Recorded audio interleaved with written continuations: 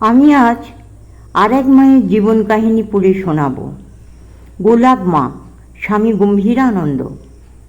শোক, এমনকি মর্মন্তুদ শোক সকলের জীবনেই আছে, কিন্তু যে শোক আর্দ্র ব্যক্তিকে সাধু সঙ্গ প্রাপ্তি করাইয়া ক্রমে ভগবত ভক্তি আস্বাদন করায়, তাহা অধিকারীরই আধ্যাত্মিক মাধুর্যের দ্যোতক। শোকাতুরা ব্রাহ্মণী, এই ছদ্মনামে কথামৃতে গোলাপ মার পরিচয় দেওয়া হইয়াছে। অথচ একটু মনোযোগ সহকারে এই পূত জীবনী আলোচনা করিলে আমরা দেখিতে পাই যে আমরা অমূল্য আধ্যাত্মিক সম্পদে ভূষিতা এক মহীয়সী মহিলার সম্মুখে উপস্থিত হইয়াছি। কুলীন ব্রাহ্মণ বংশে সমর্পিতা শ্রীযুক্তা গোলাপ সুন্দরী দেবীর অবস্থা সচ্ছল ছিল না।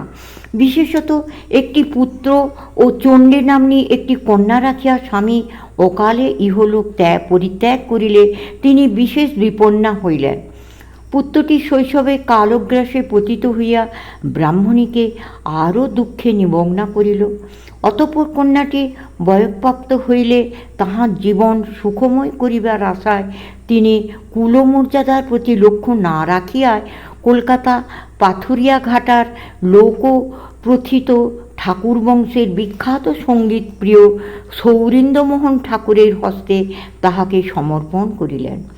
দুহিতাটি সুশ্রী ও সদ্গুণসম্পন্না ছিল, কিন্তু ভবিতব্যকে কে সম্পূর্ণ আপন ইচ্ছায় পরিচালিত করিতে পারে। তাই গোলাপ মার সমস্ত পরিকল্পনাকে লুণ্ঠিত করিয়া এই কন্যারত্ন অকালে তাহার নিকট হইতে চিরবিদায় লইল। শোকাতুরা ব্রাহ্মণী তখন চারিদিক অন্ধকার দেখিলেন। গোলাপ মা পূর্ব হইতে সমপল্লীবাসিনী শ্রী রামকৃষ্ণ পদাশ্রিতা শ্রীমতী যোগীনমার সহিত সুপরিচিতা ছিলেন। এইরূপে শোকের শান্তি শুধু দক্ষিণেশ্বরেই হইতে পারে, এই বিশ্বাসে যোগীনমা একদিন তাহাকে শ্রী রামকৃষ্ণ চরণে উপস্থিত করিলেন। যোগীনমার আশা সফল হইল। ঠাকুরের দিব্যালাপ শ্রবণে গোলাপ মার শোক প্রশমিত হইতে থাকিল। একদিনের কথা, সেদিন 13 জুন 1885 শনিবার অপরাহ্নে শ্রী রামকৃষ্ণের কক্ষে অনেক ভক্ত সমাগত হইয়াছেন। শোকাতুরা ব্রাহ্মণী উত্তরের দরজার পাশে দাঁড়াইয়া উপদেশামৃত পান করিতেছেন। ঠাকুর ক্রমে তাহার বাল্যসখা শ্রীরাম মল্লিকের ভ্রাতুষ্পুত্রের মৃত্যু ও তজ্জন্য শ্রীরামের শোকের কথা উল্লেখ করিয়া বলিতে লাগিলেন, জন্ম মৃত্যু এসব ভেলকির মতন, এই আছে এই নাই, ঈশ্বরই সত্য আর সব অনিত্য। তার উপর কি করে ভক্তি হয়, তাকে কেমন করে লাভ করা যায়, এখন এই চেষ্টা করো, শোক কী হবে।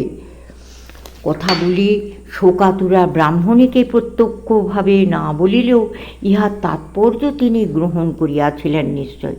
কিন্তু শ্রী রামকৃষ্ণ যদি এইরূপ উপদেশ দেয় ক্ষান্ত হইতেন, তবে উহা ব্রাহ্মণীর কর্ণে প্রবেশ করিলেও মর্মে প্রবেশ করিত কিনা সন্দেহ।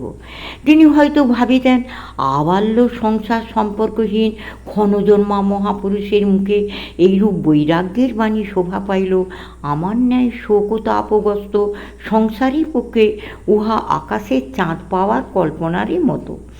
কিন্তু ঘটনা অন্যরূপ দাঁড়াইল। উপদেশের সহিত মানবসুলভ হৃদয়ের বিকাশ দেখিয়া ব্রাহ্মণী সেদিন মুগ্ধ হইলেন। শ্রী রামকৃষ্ণ নীরব হইলে সকলেই যখন চুপ করিয়াছেন, তখন সে ব্যথাপূর্ণ নীরবতা ভঙ্গ করিয়া শোকার্তা বলিলেন, তবে আমি আসি। অমনি দক্ষিণেশ্বরে মহাপুরুষ সস্নেহে বলিলেন, তুমি এখন যাবে? বড় দূর। কেন, এদের সঙ্গে গাড়ি করে যাবে? সেদিন জ্যৈষ্ঠ মাসের সংক্রান্তি, বেলা 3টা। আরেক দিনের কথা, 28 জুলাই 1885 ভক্তগঞ্ছা কল্পতরু শ্রী রামকৃষ্ণ সেদিন শ্রীযুত নন্দবসু মহাশয়ের বাড়ি হইয়া ব্রাহ্মণীর গৃহে পদার্পণ করিবেন। তাই ব্রাহ্মণী সমস্ত দিন উদ্যোগ করিতেছেন। যথাসময়ে সংবাদ আসিল, ঠাকুর নন্দবাবুর বাটিতে আসিয়াছেন। শুনিয়া ব্যাকুল চিত্তে ব্রাহ্মণী ঘর বাহির করিতেছেন, বুঝি বা এখনই আসিবেন। আবার দেরি হইতেছে দেখিয়া বুক সন্দেহে কাঁপিয়া উঠিতেছে, হয়তো তিনি আসিবেন না। বাড়িটি ইষ্টগ্নের মতো হইল, পুরাতন।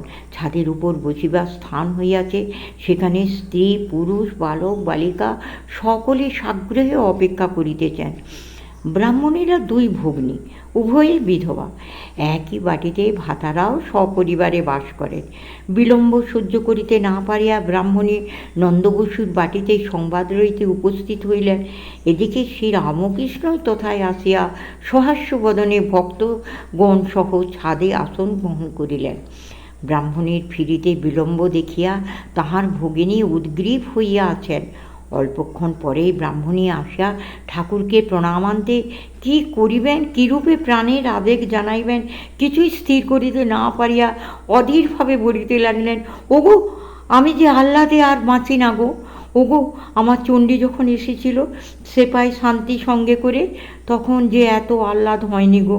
ওগো চণ্ডীর শোক একটুও আমার নাই।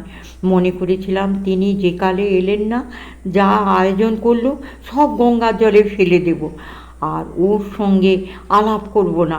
যেখানে আসবেন একবার যাব, অন্তর থেকে দেখব, দেখে চলে আসব।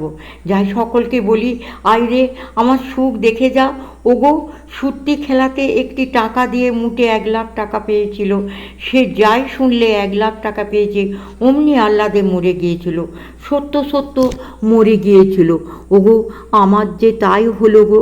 তোমরা সকলে আশীর্বাদ করো, নাহলে আমি সত্য সত্যই মরে যাব ক্রমশ।